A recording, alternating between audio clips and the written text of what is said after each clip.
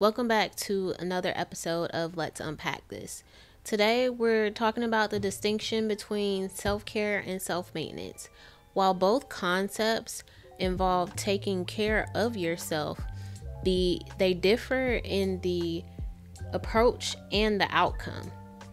So, join me as we will explore the various aspects of what self-care may look like to you, especially when it comes to things like setting boundaries. That's a part of self-care. And the difference between self-care and self-maintenance, how self-care it can contribute to your mental well-being, your mental health, your overall happiness. Let's get started and let's unpack this. Ladies and gentlemen, may I have your attention please as we go through the following safety instructions. Welcome aboard. Let's unpack this. Your first class ticket to mental wellness. Please fasten your seatbelts as we prepare for takeoff into self-discovery. In each session, leave behind the baggage of others and focus on your emotional journey. We are here to help you navigate turbulence and find clarity in your skies. Before we begin, a friendly reminder. Let's Unpack This is a supportive space, but is not a substitute for professional help. Remember, seeking help from a mental health professional or a coach is always encouraged for personalized guidance. Prepare for an in-flight experience dedicated to unpacking your thoughts and nurturing your mental well-being. Let's unpack this, where every in-flight session is a first-class journey to healing. Sit back, relax, and prepare for takeoff. If you are unable or prefer not to perform these functions, just let us know and we'll find you another seat. The quote for today is, "It's not selfish to love yourself. Take care of yourself and make your happiness a priority. It's necessary. Self-care is a necessity." Welcome to another episode of Let's Unpack This. You guys, I have been waiting to talk about this topic. I'm coming to y'all very raw today because it's so much that I want to get off my chest, which is why we're going to dive deep into what the difference is between self-care and self-maintenance, because it seems like people aren't understanding that there's a difference between the two. But let's dive into what self-care is, and we're going to also talk about some examples and how to really enforce self-care. And is it really selfish? Because sometimes people kind of go overboard and they don't really pay attention. So let's get right into it. I'm going to give you the definition of self-care and self-maintenance so you can understand, once we dive deeper into both of them, what they truly are and what they entail. Self-care is the practice, according to Oxford Dictionary, is the practice of taking action to preserve or improve your own health, well-being, or happiness. It includes different things that we consider in therapy and counseling. It involves mental, emotional, psychological, social, and spiritual aspects. Whereas self-maintenance is the process of maintaining yourself. So it's what you do basically to keep yourself alive. So brushing your teeth in the morning, going to the dentist. Going to the dentist is not self-care. I'm sorry. That is not self-care. If you are someone who typically keeps your nails up to par, going to the nail salon, keeping that up is self-maintenance. Think of self-maintenance as, we're about to unpack this, okay? Think of self-maintenance as a car maintenance. When your tires, because I just had to get new tires on my car. When your tires go bald, you have to maintain that And part of maintaining it is also getting them rotated, making sure your front end alignment is okay. All of that is a part of maintenance for a car. You get your car clean. I hope you get your car clean, at least washed every 2 weeks, at least, if not a month. I heard some of y'all be keeping junky cars. I can't stand a dirty car. And when people be asking to ride with me, I don't have much in my car, but I still be like, I'm sorry, because it's maybe 2 bags in the back seat. Ain't nobody sitting in the back seat. They sitting in the front. But anyway, think of self-maintenance as that. It's like maintaining your car, maintaining your house, maintaining your apartment, whatever the case may be. It's the basic things that you do to make sure things are taken care of. So self-care is the opposite of that. Don't get it confused with spoiling yourself or the luxury of that you get to do it. It should be a part of your daily routine, or at least something that you do on a regular basis. So examples of self-care can include, these are just some things because there's so many different things that you can consider self-care. But setting boundaries. This is a number one for me when it comes to self-care, because I'll give you an example of how I set boundaries with specifically jobs. I think I said it in my first episode, which you guys should go and check it out after this one. Make sure you listen to this one and go check out the first episode, because I talked about time and how important it is. But in this specific example, also setting boundaries. I set the boundary that do not call me on the weekend. Call 911, call 988 if it's an emergency, but do not call Monet. That's time that I dedicate to my family. And some people completely understood it, because I've seen my parents, they're entrepreneurs, and sometimes my dad isn't able to enjoy his holiday or vacation because he has people calling him about certain situations, and we're in a totally different state. A lot of times when we celebrate the holidays, we're in different states. So it was like watching that growing up. He had to step away, and I didn't want that to be the case for a lot of my employers that I have, because I have a lot of contractors as well. So I made that a point with setting a boundary with my employers and my contractors that do not call me on the weekend unless I actually signed up for it. In the last episode, I mentioned that, yes, I did sign up for one where we meet on Saturdays, and that's totally fine because that's what I signed up for. I can't enforce that boundary with them. So set your boundaries and understand. I'm going to make another episode and we're going to talk about the difference between boundaries and rules, because y'all be getting confused.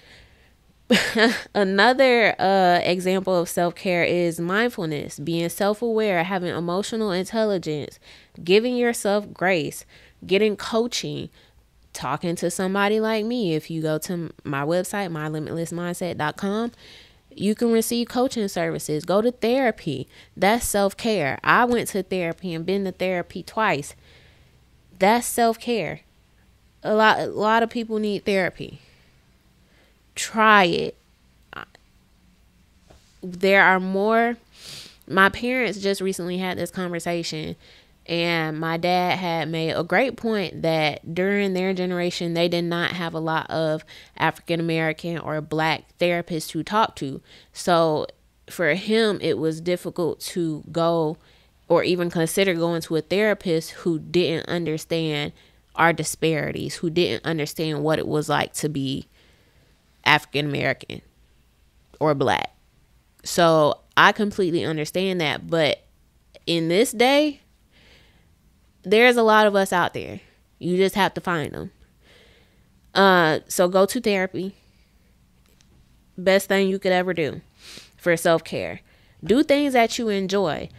I recently had a client that I'm still in contact with, and they went through a life transition, something different, and they had to rediscover who they were and the things that they like, because when you kind of forget who you are and you're on autopilot, and sometimes substances are involved and you just kind of mask what's going on, and then something happens, you have to sit there and reevaluate everything that's going on, and you have to find out what it is that you like to do.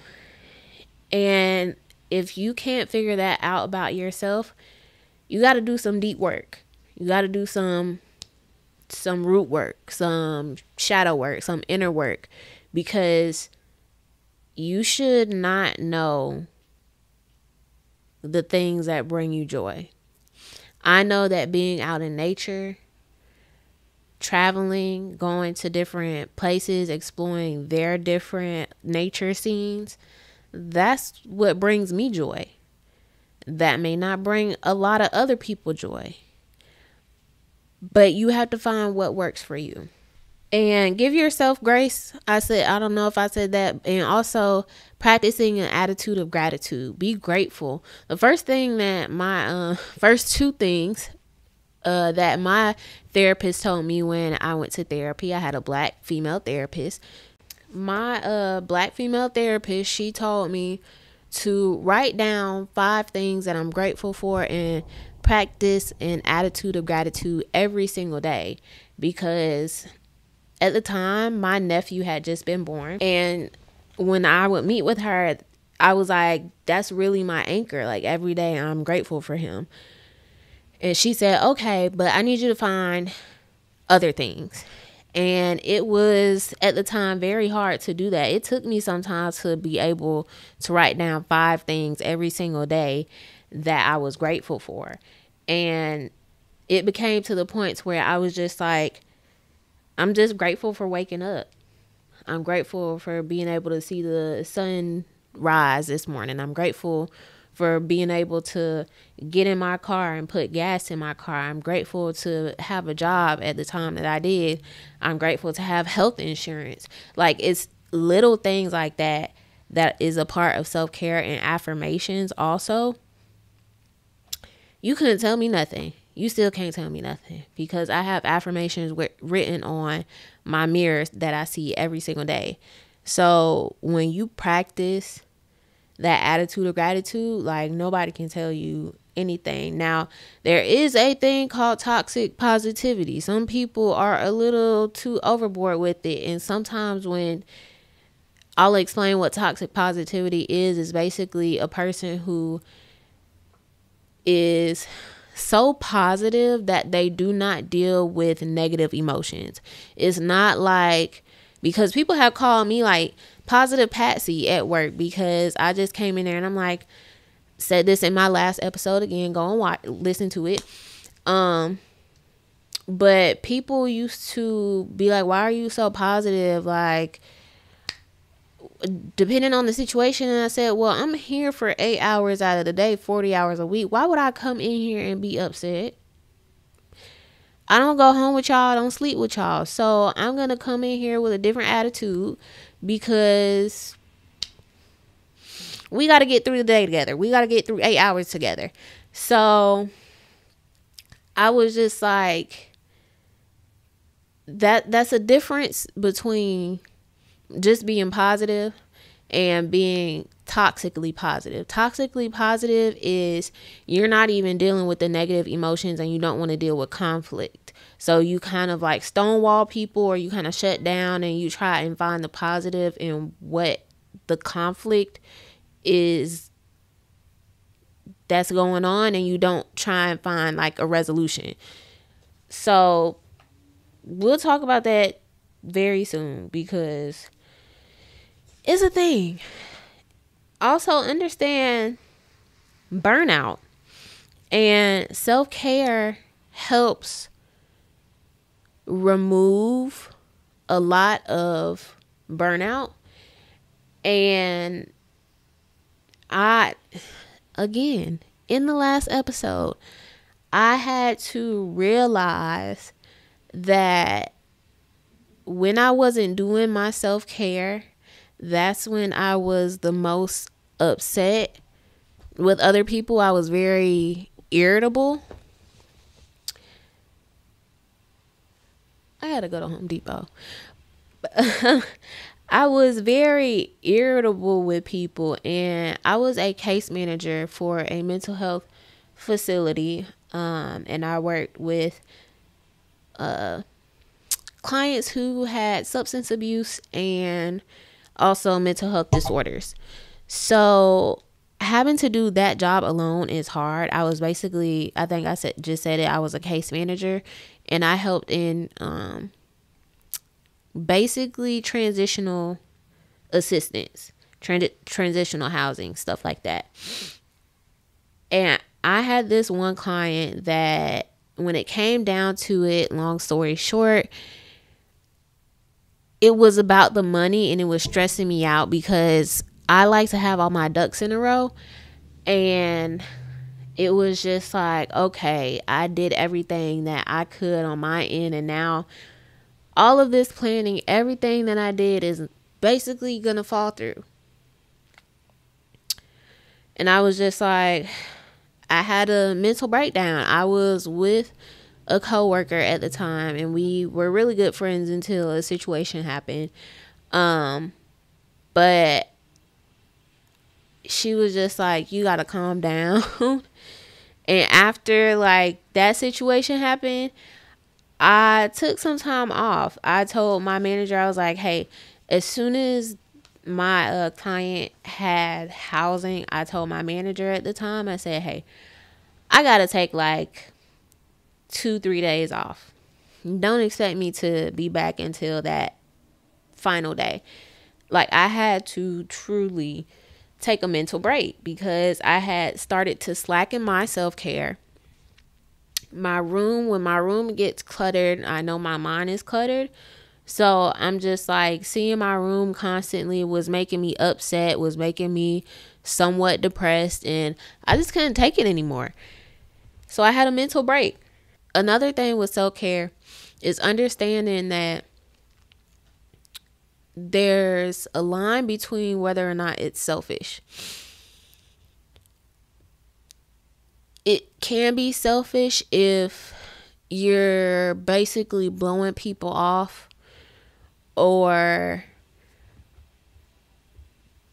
making yourself always a priority over other people. There's a fine line between it. We understand that self-care, yes. Okay, I'll give it an example. Let's unpack this. Again, a boundary for me is don't call me on weekends. That's self-care. However, if my clients know that that is a boundary that I have and they do end up calling me, it depends on what I'm doing. I may answer because they know don't call me unless it's like an absolute emergency. Don't take it to the point of you're not, because if I didn't answer the phone, I would send a text. So don't take it to the point of you're not going to answer anybody, point blank period, like on all terms and conditions, you're not answering. Because of the line of work that I did, I knew that sometimes I would have to. I set that boundary, and again, my clients knew. So if they did call me, I knew it was an absolute emergency. Like I said, it's a fine line. It's a line that's very hard to explain, but we can get into it in the question and answer section down below on Spotify. All right, so the last part that I want to talk about with self-care is creating a routine. You do not have to have this social media influencer glamorous routine.